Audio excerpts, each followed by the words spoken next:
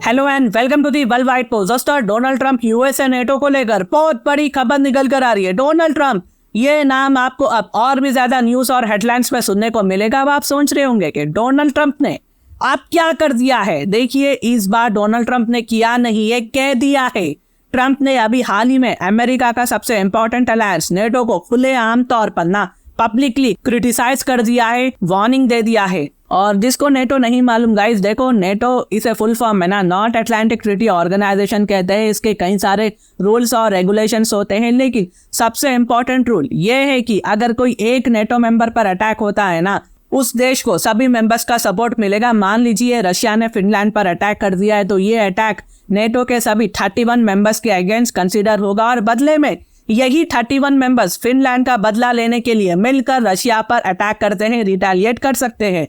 ये कमिटमेंट इस अलायंस को ना स्ट्रांग बनाकर रखता है, एकजुट कर रखता है। लेकिन डोनाल्ड ट्रंप को ना इससे कोई फर्क नहीं पड़ता है। इस weekend Donald Trump south Carolina में कैंपेन कर रहे थे और उन्होंने अपने स्पीच में एक नेटो मेंबर के साथ हुए कन्वर्सेशन का जिक्र किया, बातचीत के बारे में बताया।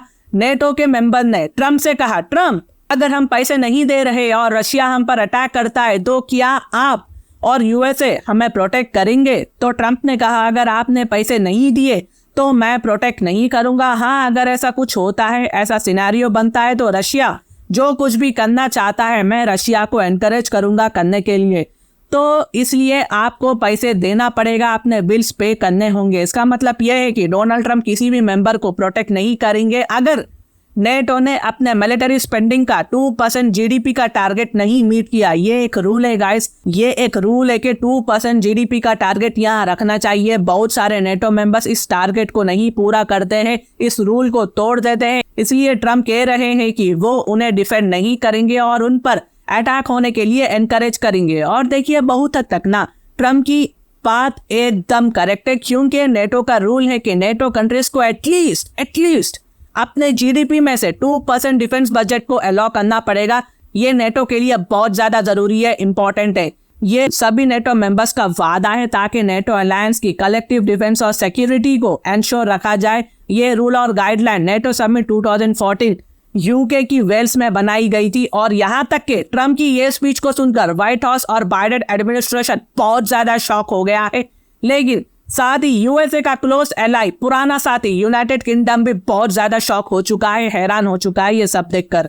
तो जो भी ट्रंप कहते हैं वो इम्पोर्टेंट है, चाहे वो कितना भी अजीब सुनाई दे, अलग लगे।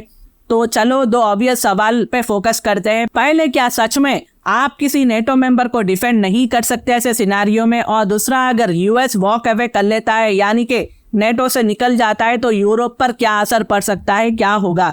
चलो आर्टिकल 5 ऑफ नेटो की तरफ देखते हैं, जिसमें कलेक्टिव डिफेंस के बारे में बोला गया है। अगर आर्मड अटैक होता है तो सभी नेटो मेंबर्स पार्टी को उस देश को असिस्ट करना पड़ेगा, including the use of armed forces. लेकिन Trump as a US president financial support या पॉलिटिकल सपोर्ट भी दे सकते हैं। जैसे आइसलैंड जो टेक्निकल आर्मड फोर्स नहीं रखता, वो भी सपोर्ट कर सकता है फाइनेंशियल तौर पर। तो ट्रंप भी ऐसा कर सकते हैं। लेकिन दोस्तों, यहाँ पर ना यूरोप को अपनी सेल्फ डिफेंस के बारे में सोचना चाहिए। कब तक वो यूएसए की हेल्प लेगा, यूएस पर रिलाई करेगा? यूरोप को अपने आप को कैसे प्रिपेयर होना चाहिए, ये सोचना इंपॉर्टेंट है। ट्रंप की बात को कंडेम करना इजी है, लेकिन मेजॉरिटी ऑफ अमेरिकन्स ट्रंप की बात को लेकर बहुत ज्यादा एग्री है, क्योंकि अमेरिकन्स टैक्स पेयर का पैसा वॉर में जा रहा है, उसके बजाय वो किसी और चीज में इन्वेस्ट कर सकते हैं ताकि उनको अच्छे रिटर्न्स मिल सके। और ट्रंप बहुत से यूएस वोटर्स को रिप्रेजेंट करते हैं, उन्हें सपोर्ट करते हैं लोग। अगर यूएस यूरोप को डिफेंड करना छोड़ देता है तो यूरोप को अपने लिए कुछ देखना पड़ेगा, लाइफलाइन रखना पड़ेगा। एस्टोनिया ने भी यही बात बार बार दोहराई है, तो उम्मीद है कि यूरोप इसके बारे में कुछ सोचेगा। और लास्ट बात मैं आपसे कहना चाहता हूँ कि ये सब नंबर्स काफी इंपॉर्टेंट रखते हैं। ईयू का डिफेंस स्पेंडिंग अराउंड 260 बिलियन, जो कि 27 कंट्रीज का मिलकर होता है। जबकि दूसरी तरफ मैं यूएसए की अकेले की बात करूं, यूएस का स्पेंडिंग अराउंड $877 बिलियन है, जो यूरोप के साथ कुछ भी इक्वेशन नहीं मिलता है। लेकिन यूएस एक बड़ा इकोनॉमी है और सेल्फ प्रोक्लेम सुपर पावर है, तो उनकी रिक्वायरमेंट्स यूरोप से अलग होती है। लेकिन सेंटीमेंट अब शिफ्ट हो रहे हैं, स्पेशली रशिया के यूक्रेन पर इन्वेजन के बाद बहुत से जो है चेंजेस हो चुके हैं।